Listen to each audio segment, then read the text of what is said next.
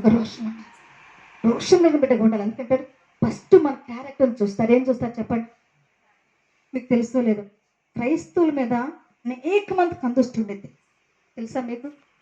ఇంట్లో వాళ్ళు మన మీదే పెడతారు, మన పక్కన వాళ్ళు మన మీదే పెడతారు, ఆ వీధిలో కూడా మన మీదే కందుష్టి పెడతారు. ఎందుకని? వీళ్ళు ప్రార్థనకి వెళ్తున్నారు, నిజంగా వీళ్ళు వాళ్ళ క్యారెక్టర్, వాళ్ళ పద్ధతి, వాళ్ళ ప్రవర్తన, వాళ్ళ చూపు, వాళ్ళ నడవడిక ఎలా ఉంది గమనిస్తారా లేదా? మనం పట్టించుకోం, మనం వెళ్ళిపోతా ఉంటాము. వాళ్ళన్నీ గమనించి వాళ్ళప్పుడు ఒక మీటింగ్ ఏర్పాటు చేసుకొని వాళ్ళప్పుడు చెప్తారంట, వీళ్ళు వెళ్తున్నారు కానీ పద్ధతి బాగలేదు. వీధిలో కూడా వెళ్తున్నారు కానీ ఆమె చూడు ఎలా ఉందో, ఇతను చూడు ఎలా ఉన్నాడు, ఆమె చూడు, ఈ మాట చూడు, ఆమె నడక చూడు, ఆమె ప్రవర్తన చూడు, ఇలాగన్నీ మనం పట్టించుకోం. అని అవతల వాళ్ళు పట్టించుకొని మన మీద ఏం చేస్తారు చెప్పండి?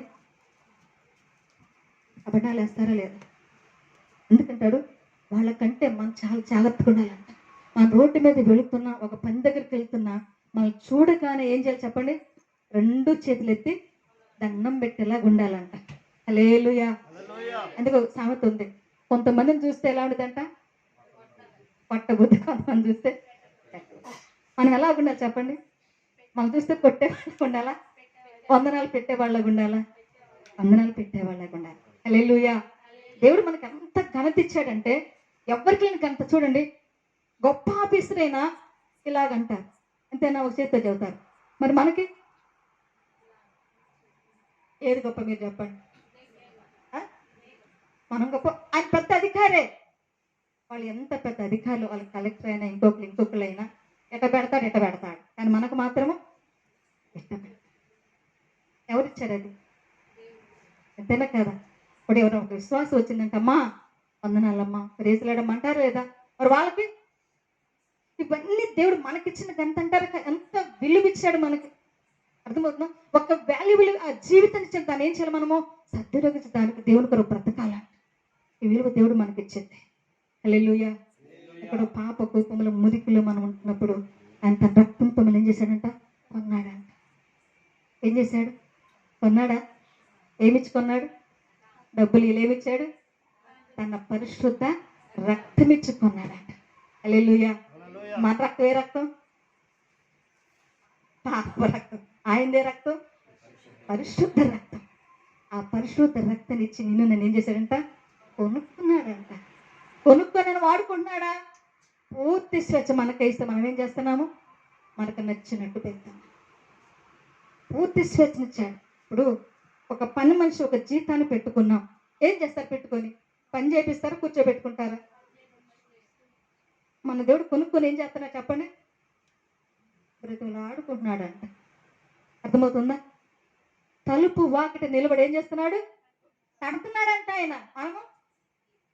మనం ఎందుకు తీస్తాం? మనం బిజీ.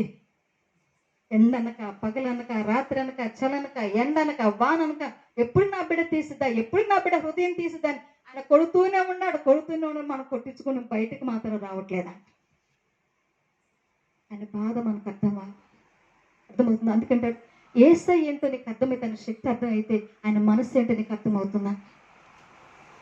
ఒక మాట ఉంది బైబిల్లో, మనం ప్రార్థన చేయకపోతేనంట చాటకైలు ఏడుస్తాడంట. ఏం చేస్తాడు? చాటును ఏడుస్తాడంట. ఇప్పుడు మనం ప్రార్థన చేయకపోతే ప్రార్థన ఎక్కడ తర్వాత ప్రార్థన చేయకపోతే ఏడుస్తాడంటే ఎన్నిసార్లు దేవుడు నేర్పించుంటామా లేదు మీరు చెప్పండి? అర్థమవుతుందా? అంటే ప్రార్థన చేయకపోతే ఆయన కావాల్సిన అవసరం ఏముంది? ఎట్టపోతే నాకెందుకు వదిలేయచ్చు కదా. ఇప్పుడు మన పిల్లల మాట వినరు, ఏం చేస్తారు? పెద్దోళ్ళు, చిన్నపిల్లనే, పెద్దోళ్ళు పెళ్ళి మాట ఇంట్లో ఏం చేస్తారు? వదిలేస్తాం, బాధపడతాం, వదిలేస్తాం. ఎందాకరి నువ్వు వేయలేదంటమా లేదా? ఈ పాటికి నువ్వు బ్రతుకురా అంట మాట వినకపోతే. కానీ మన దేవుడు ఏం చేస్తున్నాడంట? చాటును ఏడుస్తున్నాడంట. రే నా బిడ్డ ఈరోజు ప్రార్థన చేయలేదు, ఈరోజు నా దగ్గరికి రాలేదు, ఈరోజు నాతో మాట్లాడలేదని చెప్పేసి యేసయ్య బాధపడి ఏడుస్తున్నాడు. కానీ మనకు మాత్రం ఏముండదు? బాధ ఉండదు, దుఃఖం ఉండదంట. అందుకే యేసయ్య మనసు నీకు అర్థమైతే చాలంట. హల్లెలూయా, హల్లెలూయా. లాస్ట్ మాట చదివి నేను ముగిస్తాను. 2వ రాజులు 1:10. నేను దైవజనుడనైతే అగ్ని ఆకాశం నుండి దిగి వచ్చి నిన్ను 8 మందిని దహించునుగాక అని 8 మందికి అధిపతి అయిన వానితో చెప్పగా అగ్ని ఆకాశము నుండి దిగి వాని 8 మందిని దహించెను. చివరిగా అగ్నిని దించే అభిషేకం మనలో ఉండాలి. హల్లెలూయా, హల్లెలూయా. ఏ అభిషేకం? ఏ అభిషేకం చెప్పండి, కొంచెం గట్టిగా చెప్పండి, అందరు చెప్పండి. హల్లెలూయా చెప్పండి సార్. ఇందాక మాటకి ఇప్పుడు మాటకి ఎంత తేడా ఉంది. ఇందాక అందరిని చెప్పమన్నా ఏం చెప్పారు? చిన్నగా చెప్పారు. మాకు ఎందుకు అగ్ని దించడం ఎందుకు, ఆయన ఉన్నాడుగా దించుకుంటాడు. అర్థమవుతుందా? అందుకే ఆ పాలి భాగస్తులుగా ఉండాలంట. అగ్ని దించే భాగంలో మనం కూడా ఉండాలి. అర్థమవుతుందా? మనం కూడా ఉన్నప్పుడే ఆస్తిగా మనకు కూడా వచ్చిందంట. నువ్వు కూడా ఏం చేయాలి? అగ్ని దించి అభిషేకంలోకి రావాలంట. ఆ ప్రార్థన ఎప్పుడైతే మనలో ఉంటుందో మనం కూడా ఏం చేయాలి? అగ్ని దించి అభిషేకం మనలోకి వస్తుందంట. హల్లెలూయా. ఒక్కొక్క మనిషిని పట్టుకుంటే అవతల కూడా ఏం కావాలి? ఈమెలో కరెంట్ షాక్ కొడుతుందని అనుకుంటారంట. అర్థమవుతుందా? పరవస్తు సూర్యనారాయణ ఆయన హైదరాబాద్లో ఆ పాస్టర్ గారు, ఆయన ఒక బుక్ రాశాడు, పరిశుద్ధాత్మ గురించి బుక్ రాశాడు. ఆమెకు చదువు రాదంట. అయితే తెచ్చుకున్నాను, అందులో ఉన్న పవర్ బట్టి తెచ్చుకుంది. ఆమె చదువు రాదు కాబట్టి ఏం చేసింది తెలుసా? ఆ బుక్ని అలా తెరిచిందంట. ఆ బుక్ని ఎప్పుడైతే అలా తెరిచిందో ఆమె చేతులు మండుతూ ఉన్నాయంట, మండుతూ ఉన్నాయంట. ఇక ఆమె అనుకుందంట, ఈ మంట ఎలా చేయాలని చెప్పేసి నా వీధిలో కుంటూ వెళ్తా ఉంటే ఎవరో చెప్పారంటమ్మా, పబ్బల నామ బాగలేదమ్మా అన్నారంట. ఆ మండుతున్న చేతిని తీసుకెళ్ళి ఆ బాగలేని అమ్మ మీద పెట్టిందంట. హల్లెలూయా. దెబ్బకు లేచి కూర్చుందంట. కూర్చుని నేను కూడా ఎక్కడికి వస్తాను? మందిరానికి వస్తానమ్మా. ఆమెకు చదువు వచ్చిందా? చదువురా. ఆమెలో ఉన్న అగ్ని అభిషేకం ఏం చేసి చెప్పండి? అవతలమని విడుదల చేయటమే కాదు కానీ దేవుని ఎద్దు కూడా నడిపించిందంట. నేనంటాను, మనలో కూడా అలాంటి అభిషేకం ఉన్నప్పుడు మనల్ని పట్టుకోగానే వాళ్ళకి అర్థమైపోయింది అంటే ఏమని, వీళ్ళు మామూలు వాళ్ళు కాదురా, వీళ్ళు సామాన్యులు కానే కాదు. హల్లెలూయా, హల్లెలూయా. ఈ సంఘస్థులు అగ్ని అభిషేక్తులురా అనిపించాలంట. హల్లెలూయా. వాళ్ళు మామూలు వాళ్ళు కాదురా, వాళ్ళు పట్టుకుంటే అగ్ని అజ్ఞానాలంట. తెలిసిపోయింది. అర్థమవుతుందా? నేను చూడగానే ఎలాంటి పనికి మాలోడికని తెలిసిపోయిందంట, వీళ్ళు సామాన్యులు కాదు అని. అలాంటి అభిషేకం నీలో ఉంటేనంట నీ దేవుడి కొరకు ఏ కార్యమైనా చేయగలవు. అనేక ఆత్మలు దేవుని కొరకు కూడా ఏం చేయగలవు? నడిపించగలవు. హల్లెలూయా. నేను ఏం చెప్పాను మీకు గుర్తుందా? ఏం చెప్పాను ఇప్పుడు చెప్పండి. సంఘములు అభిషేక్తులు లెగవాలి అని. మొదట ఏం చెప్పాను? సమర్పణకి. 2 మన ఏమంటారు, బ్రెయిన్ అసలు ఎంత బాగా పనిచేస్తుందో. 2వది తను చెప్పాడు, అన్ని చెడుకులు చెప్పాడు. ఇంకొకసారి క్లియర్ అయ్యా, సాతాను శక్తుల మీద. 3 అంటే మీరు ఎక్కడ లేరని అర్థం. అర్థమైందా? అంతే. ఫస్ట్లో చెప్పాను, ఆ శక్తితో వింటే ఖచ్చితంగా దాన్ని పట్టుకుంటారు. ఇప్పుడు సీరియల్ ఉన్నాయి, వాళ్ళు ఎంత బాగా వింటారు, ఎంత బాగా చూస్తారు, టక్ అన్నీ చెప్పేస్తారు. వాళ్ళు ఏం పొట్టు పెట్టుకున్నారు, ఏం పిన్ని పెట్టి అన్నీ చెప్తారా లేదా? వాళ్ళు ఎందుకు చెప్తారు మీరు చెప్పండి? దాని మీద ఏం పెట్టారు? మరి మనం ఆ సీరియల్ కాదు అనుకుంటున్నాను. అర్థమవుతుందా? అందుకే ఆసక్తి లేకుండా నువ్వు ఎన్ని గంటలు విన్నా ప్రయోజనం లేదు. వాక్యం దృష్టి పెట్టాలి. చాలా మంది వాక్యం మర్చిపోతున్నాను. ఏం చెప్పారు పోయిన ఆదివారం అన్నాను అనుకో, ఏదో చెప్పారు మర్చిపోయాను. మనకి ఎవరైనా డబ్బులు ఇవ్వాలి, మర్చిపోతావా? ఎవరైనా మర్చిపోతారమ్మా? ఎందుకని? ఇదే ఎందుకు మర్చిపోతారు మీరు చెప్పండి?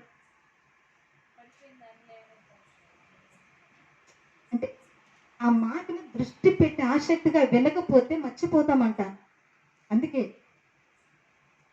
మంచి నెల పడిన విత్తనం అంట 30 దంతులుగాను 60 దంతులుగాను 100 దంతులుగాను ఫలించాలంట. 30 అంటే ఎలా? 30లో ఉండేవాళ్ళు ఎవరంటే వినేవాళ్ళు, వాక్యాన్ని ఏం చేస్తారంట, వింటారని. 60లో ఉండేవాళ్ళు అర్థం చేసుకుంటారా, గ్రహిస్తారు.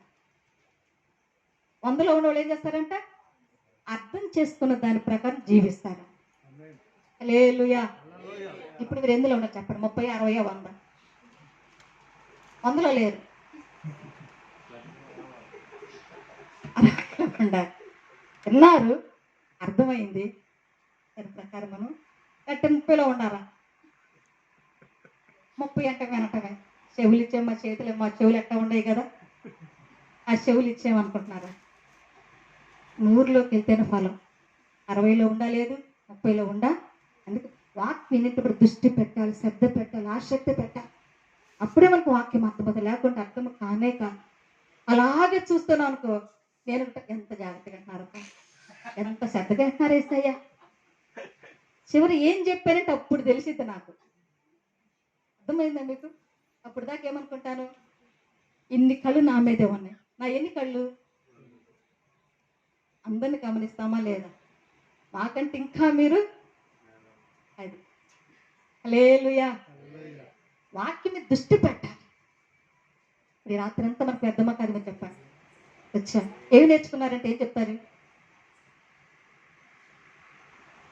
ఏమి నేర్చుకున్నారు ఈ రోజు అంటే ఏం చెప్తారు ఇంటికి వెళ్ళి? నేను చెప్పాను ఏమేమి నేర్చుకోవాలన్నాను. మొదట ఏం చెప్పాను? సమర్పణ. 2, సాతాను శక్తుల విడుదల. 3, పడిపోయిన ప్రార్థనలు లేపాలి. 4, రోషం కలిగి దేవుని కొరకు బ్రతకాలి. హల్లెలూయా. 5వది లాస్ట్ చెప్పాను, మంట, అగ్నిభిషేకం. బట్ మనం ఏం చేయాలి? ఎందుకంటాడు, గేదెలు మేత వేసాక ఏం చేస్తాయమ్మా? మేత వేస్తారు కదా, తిని ఏం చేస్తాయి పడుకొని? మనం ఇంటికి వెళ్ళి ఏం చేస్తాం? ఎవరంటే వేయలే, మనం జ్ఞాపకం చేసుకోవాలి. ఇంటికి వెళ్ళి ఏం చేస్తాను చెప్పండి? నేను చెప్పనా? బైబిల్ ఆడేస్తారు. ఆడ మీ ప్లేస్ ఉండేది కదా, అన్నం తింటారు. ఏసయ్యా నీకు స్తోత్రం, నా ఖాతా నీకు అనిపిస్తాను. ఇంకేడుంది వాక్యం? ఏడ గుర్తొచ్చింది మనకి? ఇంత బిజీ బిజీ బిజీ అయిపోతాం. అందుకే మన మైండ్లో వాక్యం నిలబడి జ్ఞాపకం చేసుకోవాలంటే ఈరోజు ఏం చెప్పారు? ఆమె నాకు గడప దాటి చేసి అలా ఎత్తుకొని పోయిందంట. వింటున్నావా? జాగ్రత్తగినమ్మా, నేను ఆడ కాసుకున్నాను. ఇంకా ఆ త్రోవ పక్కన చెప్తాను, ఎంతసేపు వింటున్నావా? అబ్బా అది అనుకుంటాడు, వాడు అనుకుంటాడంట, అప్పుడు ఎంత బాగా వింటున్నారా ఇల్లు, దా వాకిలు రా అంటాడు. అంతే, వాడు అడగకముందే మనం ఏం చెప్తాము? తీస్తాయని మాటలు తీస్తాయా, పోగు చేసుకుని భద్రపరచుకొస్తాం. మనం ఏం చేస్తున్నాము?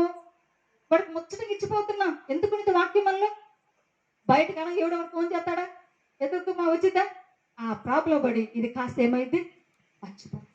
గుర్తుంటుంది మనకు వాక్యం. ఆ వాక్యం గుర్తుంటుంది, నీలో ఫలిస్తుందంట. ఫలభరితంగా మార్చిపడతావు. ఆ మాటలు అనేకులు చెప్పగలుగుతావు. నీకే ఇక్కడ అర్థం కావట్లే, విన్నది నీకే అర్థం కావట్లే, ఇక యువతలకి ఏమని చెప్తాం మనము అంటే? వాక్యం దృష్టి పెట్టాలంట, ఆసక్తి ఉండాలి నీలో. ఈరోజు ఏం నేర్చుకున్నానది? ఇప్పుడు మీ పిల్లలు స్కూల్కి వెళ్ళొస్తారు, రాగానే ఏమడుగుతారు?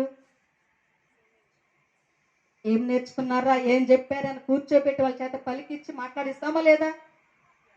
ఖచ్చితంగా చేస్తాం. ఎందుకంటే వాళ్ళు ఎంతవరకు నేర్చుకొని ఏం చేస్తే మనకు అర్థమవుతుంది. మరి మనల్ని అడిగే వాళ్ళు ఎవరు లేరనా? అంతేనా కాదా? ఎందుకంటే నువ్వు వాక్యం దృష్టి పెట్టి జాగ్రత్తగా ఆ వాక్యాన్ని వింటే నీకు అర్థమవుతుంది. అప్పుడు దుష్టుడు ఎత్తుకుపోడమ్మా. అంటే దేవుని కొరకు ఎలా లెగవాలి చెప్పాలి? సంఘంలో అభిషక్తులు రోషంగా లెగవాలి. అప్పుడు మన సంఘం ఎలా ఉంది చెప్పండి? అనేకులకి ఎలా ఉండిద్ది? ఆశీర్వకరంగా ఉండిద్దా లేదా? హల్లెలూయా, హల్లెలూయా. అప్పుడు అనేకులు దేవుని కొరకు ఏం చేస్తాము? రోషంగా సంపాదిస్తాము. పడిపోయిన వారిని, నశించిపోతే రక్షణ లేని వారిని అందరినీ కూడా దేవుని కొరకు నడిపించే బాధ్యత ఎవరి మీద ఉంది? కాపరి మీద, మీ మీద? అన్నీ ఆయనేనా? మన మీద ఏమి లేవా? చేయాలి. మన వంతుగా మనం చేయాలంట. రేపు లెక్క అడుగుతాడు. ఎంతమందిని సంపాదించావు లెక్క అడుగుతాడు. ఎంత సంపాదించుకున్నావు, ఎంతమంది పిల్లలకు అన్నావు, ఎంత పోగేసుకున్నావు అడగడు. ఏమడుగుతాడు? ఎన్ని ఆత్మలు సంపాదించావు నా కొరకు అడుగుతాడంట. ఒక్క సేవకులకేగా తీర్పు, ఎవరికి ఉంది? విశ్వాసులకు కూడా లెక్క ఉంది. హల్లెలూయా. మేము తప్పించుకున్నాం అనుకోగాకండి, వాళ్ళకి రెండులేమో ఒకటి అనుకోగాకండి.